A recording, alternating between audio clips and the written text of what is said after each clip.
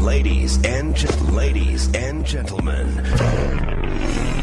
This is Motorcycle Sports Radio, bringing you the best in motorcycle sports.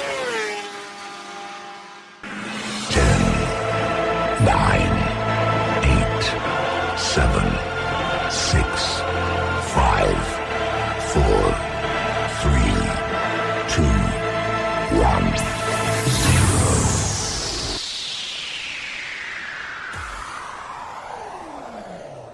Hello and welcome to the 2016 World Superbike Championship Preview on Motorcycle Sports Radio. I'm Sam McCready with you as always. Thanks very much for joining us today. Now coming up, ladies and gentlemen, in today's show we're basically going to be having a look at all of the latest news coming out of the World Superbike paddock pre the 2016 season. We're also going to take a look at the rider lineup and the team lineup, and of course bring you all of the dates and all of the circuits as well, so you know what you have to put into your diary so you do not miss a thing that is going on. We've also got a wee interview that was done with Johnny Ray after he won the World Championship in 2015 from the Superbike website, and we're going to play that to end the show today, basically just to get his thoughts, especially on winning the World Championship and the coming 2016 season as well. So we're going to kick things off now, ladies and gentlemen, with the news. You're listening to Motorcycle Sports Radio, because two wheels are far better.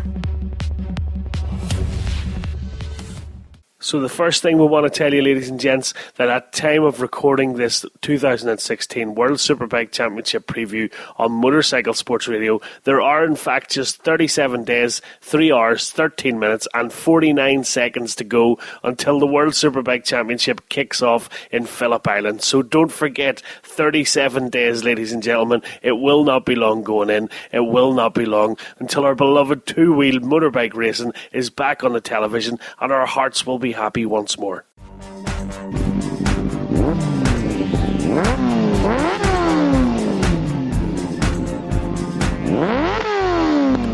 This is Motorcycle Sports Radio, bringing you the best in motorcycle sports. All of the news we bring you today, ladies and gentlemen, is courtesy of the WorldSuperbike.com website, so it's www.worldsbk.com. And our first story is a story that we covered a number of weeks ago on the weekly review, and that is basically that Josh Brooks and Carl Abraham will join the World Superbike Championship this year with BMW machines, of course riding for Milwaukee BMW team, formerly the Milwaukee Yamaha Sean Muir Racing outfit. The Milwaukee team will step up to the World Superbike scene for 2016, competing with BMW machines as Josh Brooks and Carl Abraham form their rider lineup. Racing under the banner Milwaukee BMW, Brooks will return to the World Superbike paddock as the 2015 British Superbike champion. Prior to this, there were stints in the FIM Supersport World Championship between 2004 and 2008, during which he won 2 races and scored a total of 7 podium finishes.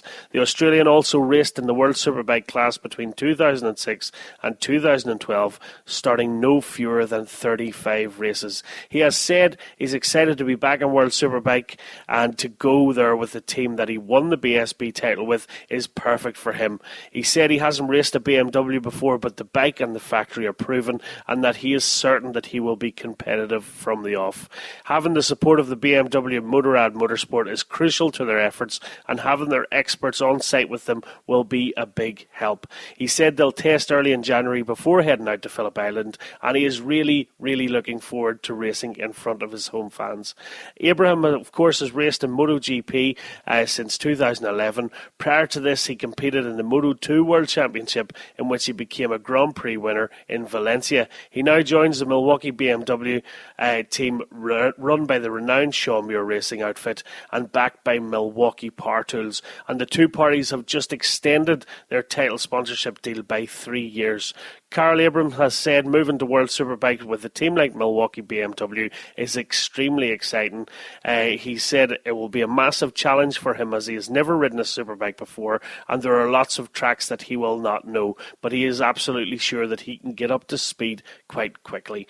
The move brings a new challenge for the whole team, as explained by team principal Sean Muir. He's basically said that as a team, the support and enthusiasm shown by BMW Motorrad Motorsport was hugely confidence building. Muir says they know exactly what we need to be competitive, and the level of backing has made our decision to join them much easier. I'm incredibly impressed with the amount of technical support we will have, as it bodes well for a great debut season in World Superbike. The Milwaukee outfit is the second team to announce its participation on the 2016 World Superbike grid with BMW S1000RR bikes. Last month, Althea Racing confirmed that it will be with the German machines for the 2016 season as well, with riders Jordi Torres and Marcus Reiderberg. You're listening to Motorcycle Sports Radio. Remember to download the Spreaker app and follow us on Spreaker to be kept up to date with all of our latest broadcasts. A wee story here now from MCN by Gordon Ritchie, which basically says that World Superbikes to end two-race format. The long-awaited official notification that World Superbike racing will now be running a two-day format has come through from the FIM. In a heavily revamped weekend schedule, World Superbike Race 1 will now be held on a Saturday and Race 2 on a Sunday, with each starting at 1 p.m. for maximum possible TV exposure. These timings avoid other major sports that take place later in the afternoon on weekends like Formula 1, golf, football, etc. It will also allow fans travel time to get to the venues for the start of each main feature race. A 10:30 Race 1 start on Sundays, as per 2015, was too early for all but the hardcore fans. The new move is a gamble in some ways, but with Dorna making most of their revenue from TV rights, creating a more TV-friendly package was seen as the best way forward. Better TV also means more opportunities for teams, manufacturers to find greater sponsorship and exposure for their existing partners.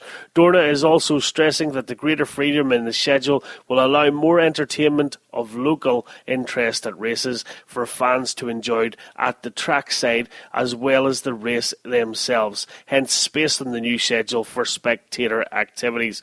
Potential downsides for the fans are having to go for 2 days, not one, or missing one race if they can only go on Sunday or Saturday, but not both days. For teams and riders, there's the loss of a single World Superbike practice session, but the first two track outings will now last for 1 hour each on Fridays, not 45 minutes as before. There have been major changes in World Supersport Schedule 2, with the pre-race actions now a mirror of the World Superbike class, including 2 parts Super Pole just after the World Superbike version. So we will have the World Superbike Super Pole, one starting at 10:30 on Saturday mornings, with the World Supersport version beginning at 11:30. The stock 1000 class remains in 2016, with that race at 14:20 on Sundays. There will still be only one World Supersport race each weekend at 11:20 on Sunday mornings. As well as the schedule, the 2-day format change, there are other initiatives for 2016. In a similar move to the Moto2 class, there will now be a limit of the number of test days any team or regular World Superbike rider can undertake on a World Superbike spec machine inside or outside the World Superbike sphere. Moto2's test day numbers should be 10 and World Superbike should be similar. The rule allows teams to choose where they test, not just at any designated home circuit. It is as yet unclear if the new unspecified total will include or exclude the 2 definite pre-season and 2 penciled in mid-season official Dorna tests already released. It seems logical to allow the new lump sum, as they put it, test days in addition to those official test days. Despite the bizarrely unclear wording of the final part of the press release, it appears that riders and teams will still be able to compete in other Superbike classes, BSB, IDM, WEC or similar, but only if they get exemption from World Superbike race direction. Until now, they had almost total freedom to get track time by practicing or racing in other championships. So that wee story courtesy of MCN by Gordon Ritchie, and it's an interesting one at that. You're listening to Motorcycle Sports Radio. Remember to download the Spreaker app and follow us on Spreaker to be kept up to date with all of our latest broadcasts. Spanish rider Xavi Torres has joined Barney Racing after several outings with the Aruba IT Racing Ducati Superbike team in the 2015 season. Xavi Forés joins Barney Racing team for 2016, and not only is the Spaniard highly optimistic about the new venture, he believes that podium finishes will be on the cards. 22-year-old Australian Josh Hook has signed for Team Grillini for the 2016 World Superbike season. He will join the other young Swiss rider Dominik Schmitter. Hook comes from a significant experience in the Japanese Superbike, with some races in Moto2 under his belt as well. He also achieved a second place in the last edition of the Suzuka 8 Hours, riding alongside Kyle Smith and Dominic Agiter. You're listening to Motorcycle Sports Radio, because two wheels are far better. Saeed Al-Suledi will complete the Pedercini lineup for the 2016 World Superbike Championship. Team Pedercini Racing announced on Monday that Qatar's Saeed Al-Suledi will join Frenchman Sylvain Barrier in the squad this year, thus completing its riders' lineup. 30-year-old debutant Al-Suledi will ride the Ninja ZX-10R backed by QMMF, Qatar Motor and Motorcycle Federation. He has been racing professionally since his career began in World Endurance Championship in 2010. He said he's very excited about the new adventure, and he says he is thankful to the team Pedercini Racing and QMMF, who are providing a unique opportunity to race with the top riders and to learn a professional working method in a highly cohesive team. Team owner and former rider Lucio Pedercini hopes that his new recruitment with the two guys, Sylvain Barrier and Suledi, will further boost the interest of motorcycle racing in Qatar, which has staged 7 World Superbike meetings since 2005 and hosted MotoGP races every year since 2004.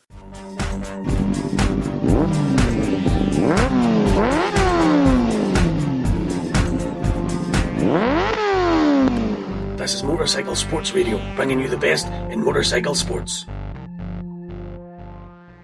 In our next story, Chaz Davies crew chief Alberto Colombo has said a rider's charisma and personality really do make the difference. Speaking to the World Superbike website, he said in the racing world, the crew chief covers many roles, all of which are crucial. He or she is the first corner man in assisting the rider ringside in the pits, where he translates words and data into solutions to improve competitiveness. By doing so, he often becomes a consultant and a strategist. It's essential to establish the perfect harmony between rider and crew chief, but it is often a long time in the making. For this reason, it has become common practice for many riders to take their trusted technicians with them when they are switching teams. Chaz Davies, of course, made no exception with Alberto Colombo, also known as Murrow, who has been by his side since 2012. Alberto Colombo continues to say that a rider's charisma and personality and the bond between themselves and their crew chief really do make the difference whenever it comes to putting it all together on the track. You're listening to Motorcycle Sports Radio. Remember to download the Spreaker app and follow us on Spreaker to be kept up to date with all of our latest broadcasts. And in our final story, before we move on to your riders, your teams, and the dates for the 2016 World Superbike Championship, Alex Lowes and Sylvain Guintoli have the will to win with the new Paddy Yamaha team. British rider Alex Lowes and French teammate Sylvain Guintoli have similar opinions of the challenge ahead with the new Paddy Yamaha official World Superbike team, and especially share one vision: the desire for success in this new project, one that sees the Japanese constructor return to the World Superbike stage. Both riders were present on Monday at the official team launch in Barcelona and talked to WorldSuperbike.com about their first impressions of the new bike, their expectations for the inaugural round in Phillip Island, and those for the season ahead. Alex Lowes has said he loves the bike, but it does not necessarily mean they're going to win the championship. He's went on to say that it does, however, put them in a position where they can think about winning the championship, and compared to his last 2 years in World Superbike, that has put him in the best position that he has ever been in. So we wish all of the teams, all of the new riders, all of the new teams that are coming into World Superbike the very, very best for the 2016 season. We're going to come right back to you in a wee second with the teams and the rider lineup, and then we will do some on the dates and the circuits as well. You're listening to Motorcycle Sports Radio. Remember to download the Spreaker app and follow us on Spreaker to be kept up to date with all of our latest broadcasts. Now, ladies and gentlemen, a wee look at the teams and the riders that have entered to the 2016 World Superbike Championship. And we're going to kick things off by mentioning Althea being